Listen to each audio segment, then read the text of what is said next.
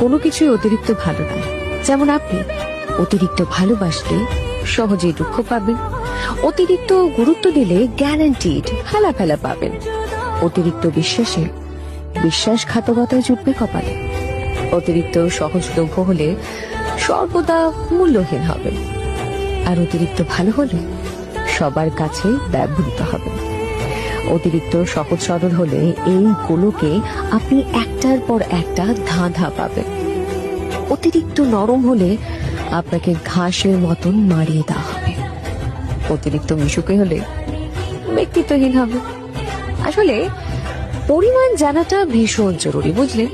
কখন, কোথায়, কার কাছে এবং কতটা, এই বিষয়গুলো বুঝতে হবে।